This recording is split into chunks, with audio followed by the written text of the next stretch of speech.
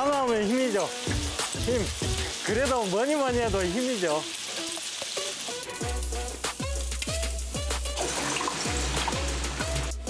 (2015년) 이후로는 공식적으로 1인당 해산물 소비량이 전 세계에서 가장 많거든요. 정말 안 먹는 게 없는데 그중에서 특히 이 장어에 대한 식성은 정말 전 세계에서 최고라고 할 수 있는데 이 네 가지를 다 먹어요. 바다의 발견. 오늘은 여름철 보양식의 대표 주자 장어의 이야기입니다.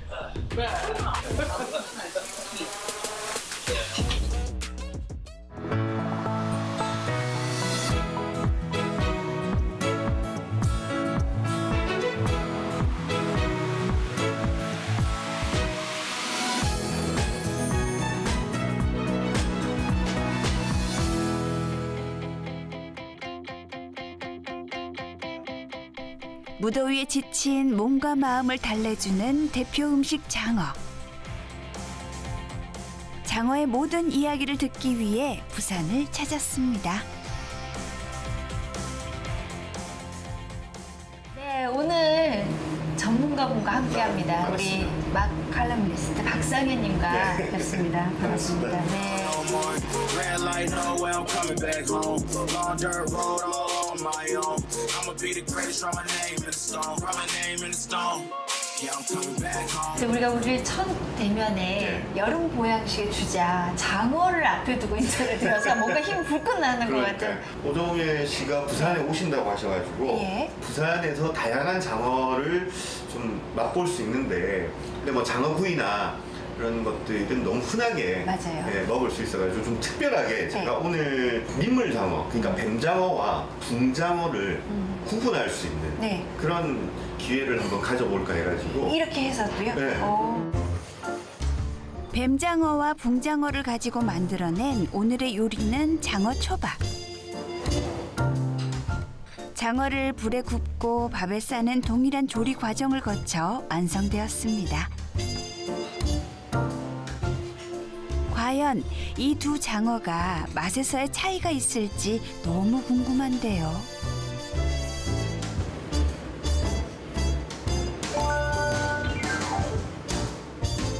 네, 우선 여기 보시면 지금 이 둘 중에 지금 놓여있는 둘 중에 하나는 붕장어로 만든 초밥이고 하나는 뱀장어로 만든 초밥입니다. 제발 질문하지 네. 말고 답해주세요. 제가 보기에는 뭔지 모르겠어요. 우선 그냥 선입견을 갖지 마시고 한번 네. 드셔보시죠. 일단은 일반적으로 이걸 네, 많이 먹잖아요. 한번 드셔보시죠. 네. 네. 일단 갖고 가서. 네.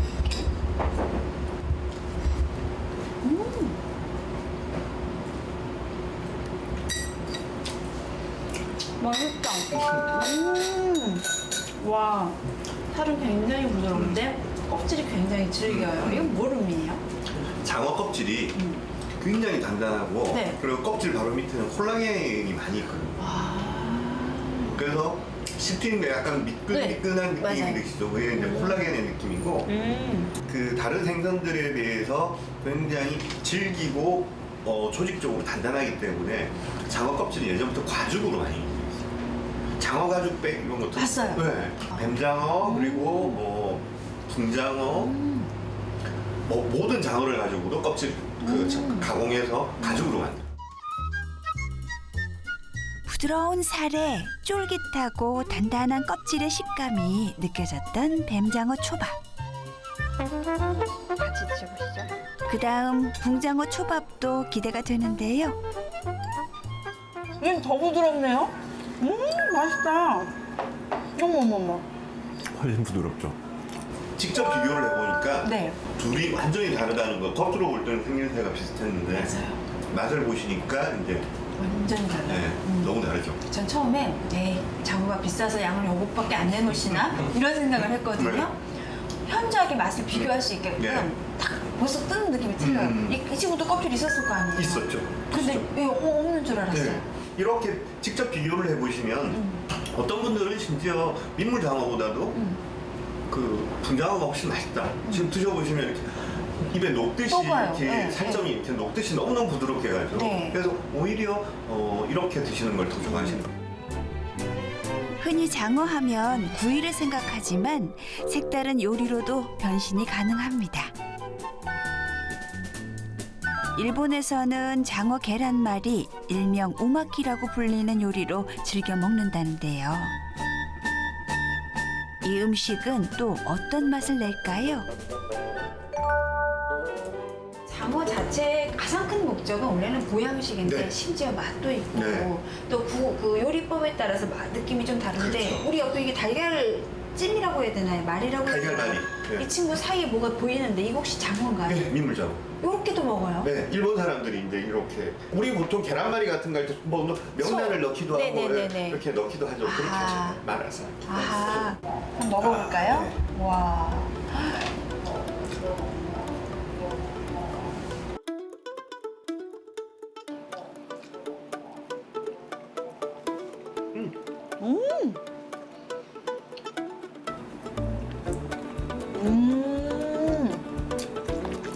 와, 너무 잘 어울리죠.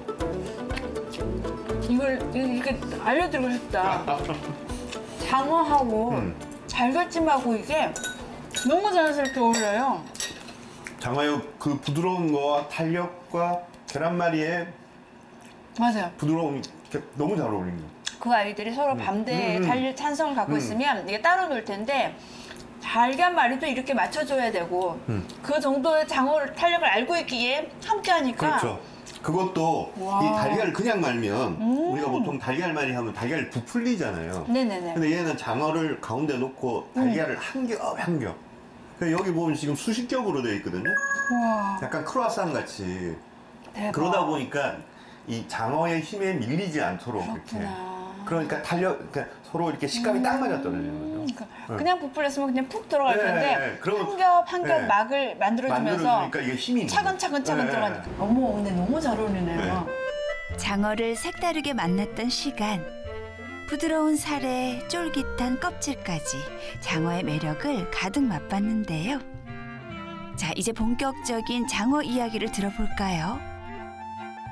장어가 종류가 몇 가지죠? 아, 이게 이제 많은 분들이 네. 장어가 이렇게 종류도 많은데 네. 명칭도 이게 우리말과 일본어와 이런 것도 또 많아요. 이 대중적으로 쓰는 용어와 이런 것들이 막 섞여 있어가지고 맞아요. 많이들 헷갈려 하시는데 네. 제가 오늘 뭐 확실하게 그것만큼은 정리를 좀 해드릴게요. 평생 안 잊어버리게 네. 한번 해주시죠. 우선 네 가지 종류가 있어요. 네 가지요? 우리가 먹는 장어는 네. 네 가지 종류가 있는데 네.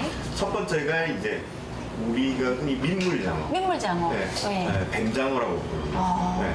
그게 하나가 있고 네. 그다음에 또 한 가지는 붕장어. 붕장어. 네. 일본말로 뭐가 있잖아요. 안 하고. 네, 해도 되죠. 네, 안 하고. 안 하고. 붕장어가 있고 네. 그다음에 또 한 가지가 갯장어. 갯장어. 네. 여수나 고흥 이런 데서 많이 나는데 네네. 네, 갯장어가 있고 네. 그다음에 또 한 가지가 먹장어. 먹장어. 우리가 흔히 꼼장어라고 부르죠. 네네. 네. 이렇게 네 가지가 있습니다. 네 가지. 네. 자, 이름은 안다 네. 쳐도 외모를 몰라요. 그러니까 우리가 무조건 가지고 뱀처럼 생기면 다 그렇죠. 장어라고 생각하거든요. 네, 네. 외모에 앞서가지고 이 네 가지가 우선 좀 종류가 좀 달라요. 네. 우선은 그 뱀장어는 우리가 뱀장어를 보고 흔히들 민물장어라고 민물장어. 하죠. 네, 네. 근데 이 민물장어인데 이 아이들은 산란은 바다에서 해요. 산란은 바다에서 하고 다시 이제 자기가 서식하는 환경은 자기 부모가 태어났던 그 고장의 강으로 다시 돌아옵니다. 그리고 그 강이나 하천에서 살죠. 아, 그래요? 네, 그래서 바다에서 태어났지만 하천이나 강에서 살기 때문에 민물장어라고 부르는 거죠. 근데 나머지 붕장어, 갯장어. 먹장어, 네. 갯장어 네. 이 셋은 바다에서 태어나서 바다에서 죽고요. 바다에서 태어나 강으로 올라가 생활하는 회유성 어종인 뱀장어. 장어들 중에서 유일하게 양식이 가능한데요. 인공종자 생산이 어렵기 때문에 불완전 양식으로 키워내고 있지요. 자연산 어린 민물장어, 실뱀장어를 체포해 양식장에서 7개월에서 10개월간 사육한 후 출하합니다. 양식의 장점은 일단은 사람이 관리를 하지 않습니까? 그리고 어떤 사료를 먹였는지 어떤 첨가제를 먹였는지를 명확하게 알 수 있다 보니까 그러다 보니까는 무항생제라든지 햇삽이라든지 이력제 요 부분이 중요한 부분이 되고 있는 거죠. 요 과정이 전 과정이 전산화돼 있기 때문에 투명하게 관리가 되고 있는 부분이 가장 큰 거죠. 주 수요 시기는 아무래도 여름이죠. 여름이 이제 복날도 있고 휴가철도 있고 이게 있다 보니까는 주로 여름하고 지금은 이제 장어도 선물용이 많이 판매가 되고 있거든요. 그러다 보니까 설이라든지 추석 같은 명절 때 시기는 이제 이렇게 대략적으로 나뉘어져 있습니다. 양식으로 인해 이제는 장어하면 대부분 민물장어를 많이 먹는데요. 민물장어는 어떤 방법으로 즐겨 먹는지 한번 볼까요? 네, 장어는 주로 가장 많이 드시는 것이 장어 구이죠. 흰색 부분, 갈색 부분이 선명하고 매끈하고 이런 것들이 맛이 있고요. 그래도 장어는 장어 구이를 제일 많이 드시고 계신 것 같습니다. 장어가 맛있게 익어가는 소리 들리시나요?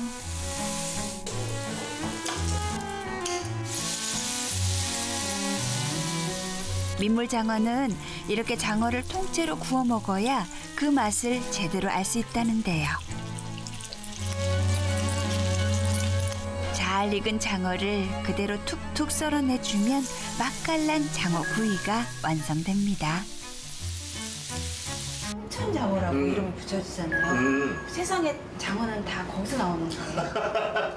다 똑같은 상어라서. 전라북도 고창에 가면 풍천이란 마을 지명이 있긴 한데 네. 사실 풍천은 네. 바람 풍자에 내천자를 쓰거든요. 네. 근데 이게 어떤 의미냐면 이 강하구는 밀물과 썰물 때에는 따라서 강물이 바다 쪽으로 갔다가 다시 그 다음에는 다시 바닷물이 강으로 올라오죠. 네네. 이렇게 강물과 바닷물이 섞이는 지역을 우리가 기수역이라고 하거든요. 그러니까 이 기수역을 보통 기수역이 제일 많이 나는 게 뭐냐면 그 제첩 같은. 제첩, 맞아요. 하동의 섬진강 네, 같은 데가 맞아요. 그게 바로 전형적인 그 민물과, 기수역이 네, 네. 민물과 바닷물이 만나는 곳인데 맞아요. 바닷물이 올라올 때는 네. 그게 올라오고 같이 바람이 오잖아요. 해풍이. 이게 이렇게 해풍이 따라 올라오는 요 지역을 풍천이라고 하거든요. 그러네요. 왜 풍천이 장어에서는 중요하냐면 네. 워낙에 작은 실뱀장어가 그냥 올라오기는 힘이 드니까 네. 이 해류를 따라서 올라오는 거예요. 그러니까 바닷물이 올라올 때 같이 올라오는 거예요. 따라서. 그렇네요. 그러다 보니까 이때 이런 실뱀장어를 잡을 수 있다 보니까 그래서 풍천에서 장어 많이 잡힌 거예요. 그래서 그 말이구나. 네. 예전에는 이렇게 좀 큰 장어들, 네네. 보통 우리가 구이용으로 뱀장어를 먹을 때는 보통 장어는 이 마리를 세는 방식이 조금 독특해요. 1kg에 몇 마리냐를 따지는 거죠. 아, 키로. 네. 그러면 예를 들어서 뭐 장어 한 마리가 500g 정도면 2마리면 1kg가 되겠죠. 그쵸. 그리고 한 300g에서 400g 사이면 한 3마리 정도면 1kg가 되는 거예요. 그래서 장어를 살 때는 몇 미짜리냐? 3미다. 그러면 이제 3마리가 1kg를 만드는 거죠. 그러면 한 마리당은 한 330g 정도. 그래서 이제 민물 장어 같은 경우에는 한 3미 정도 되는 거예요. 그러니까 그람수로 따졌을 때는 330g에서 한 400g 사이. 여기에 구워 먹기에 아주 적당한. 근데 그거보다 커버리면 네. 너무 크면 기름기가 너무 많아요. 그러면 이제 구웠을 때는 느끼하죠. 그쵸. 네, 그래서 이렇게 큰 장어들은 이런 큰 민물 장어들은 고우죠. 우리가. 맞아, 육수. 예, 약처럼 고와서 이렇게 뽀얀 국물이 나오는 것을 이렇게 보양식으로 이제 먹죠. 그다음에 이제 붕장어. 붕장어. 붕장어 같은 경우에는 이제 부산 같은 경우에는 대표적으로 회를 많이 먹죠. 네.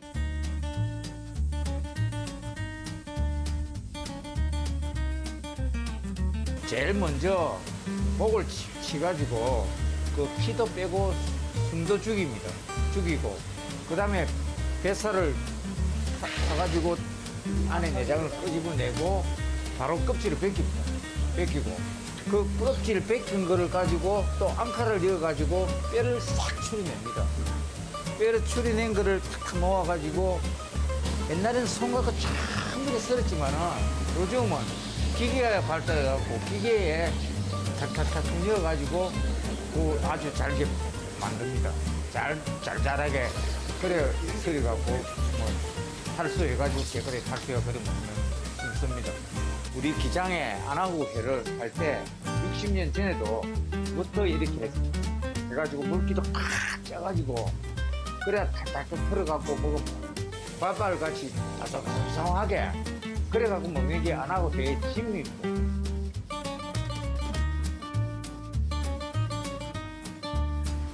뭘 심는지 모르겠어요.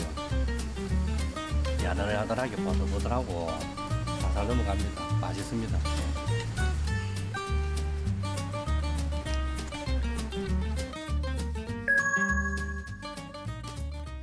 그게 이제 뭐 일본 말을 써서 이제 부산에 주로 붕장어회라고 하기보다는 안하고회, 맞아요. 안하고 새꼬시, 일본 말을 좀 많이 씁니다. 맞아요. 예, 그러니까 붕장어 뼈째 썰기 뭐 이런 식으로 해서 이제 많이 먹고 회로 주로 먹고 그 다음에 만창 그냥 구이로도 많이 먹습니다.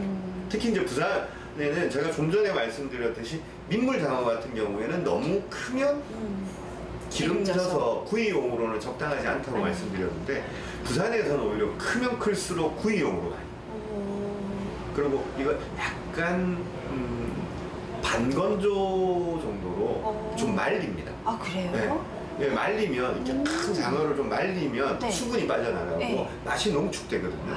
이걸 구워 먹으면 정말 맛있어요. 생각만 해도 네. 앞에 보이는 장어 놔두고 딴 장어 생각하고 네. 있었네요. 그리고 네. 대표적으로 여수의 또 대표적인 음식이 장어탕. 장어탕 네. 맞아요. 그것도 원기에 네. 그게 바로 이제 이 붕장어를 이렇게 통으로 썰어가지고 네. 썰어가지고 이렇게 국물을 내가지고 먹는 이게 뭐. 전 여수 가면 항상 그 해장 음식으로 여수 장어탕 많이 먹고 여름에 또 고향 음식으로 네. 먹고 그다음에 이제 갯장어. 갯장어 같은 경우에는 네. 뼈가 굉장히 억세고 뼈가 많아요. 그리고 생김새도 갯장어는 이 얼굴 생김새를 보면 금방 표가 날 정도로 굉장히 사납게 맞아요. 사납게 생겼어요. 네, 이빨도 나고 그런데 뭐 맛은 굉장히 좋은데 이 뼈가 많아서 이제 먹기가 좀 번거롭죠. 네. 그래서 이제 붕장어를 맛있게 먹는 방식 중에 하나는 이 칼을 가지고 이 뼈를 아주 잘게 다지듯이 살을 이렇게 거의 한 1mm, 2mm 정도 폭으로 이렇게 막 두들기는 거예요. 그럼 이제 뼈가 부서지고 그러면 이제 요게 살이 이제 아주 1mm, 2mm 정도로 칼집이 들어가 있으니까 이걸 샤브샤브로 하면 마치 꽃이 피듯이 맞아요. 그래서 갯장은 샤브샤브로 많이 먹고 갯장어는 샤브샤브도 먹지만 구이도 먹는데 오히려 이제 제일 인기 좋은 거는 샤브샤브. 네. 그리고 이제 주로 이제 이전까지는 갯장어가 보통 우리나라에서 여수, 고흥 이런 곳에서 많이 잡혔는데 대부분 일본으로 수출했어요. 맞아요. 과거에는 우리 선조들이 우리 입에 들어간 게 없었다고. 그런 말은 맞습니다. 전부 다 수출, 일본에 특히. 네. 그죠? 그래서 일본 사람들이 여름에 반드시 챙겨 먹는 보양식이 갯장어. 근데 갯장어 너무 비싸요.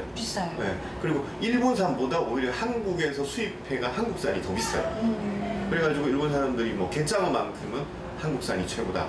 그래서 요즘 여름에 특히 이제 교토나 오사카 같은 오사카에 사는 주민들은 반드시 여름 보양식은 갯장어 샤브샤브를 많이 드시고. 이렇게 남녀노소 누구나 좋아할 수 있게 편하게 만날 수 있는 장어까지. 사실은 또 장어가 우리 삶 속에서 지친 몸과 마음을 몸뿐만 아니라 마음도 위로해 줬었어요. 왜냐하면 그 먹장어 먹기 위해서 좁은 골목에서 연기 냄새 맡아가면서 하루의 일과를 이렇게 되돌아볼 수 있는 시간을 여유도 줬던 게 장어였잖아요. 먹장어의 최대 메카 자갈치 시장. 꼼장어 거리까지 생겨날 정도로 먹장어에 대한 부산 사람들의 사랑을 만나볼 수 있는 곳인데요. 소금구이로도 먹고 양념으로도 먹고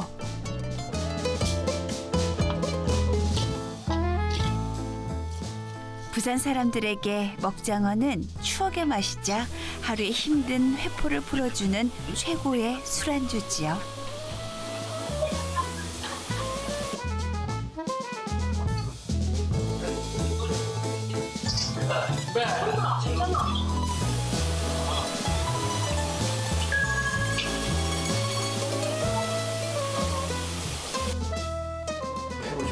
먹장어는 뼈가 없어요. 구워 먹는 양념 네, 많이 네, 해서 이렇게 네, 구워 네, 먹. 네. 없네요. 네, 이렇게 그냥 퉁퉁 잘라서 바로. 뭐가 씹히는 게 별로 없죠. 그다음에 얘는 그 특이하게 그게 없어요.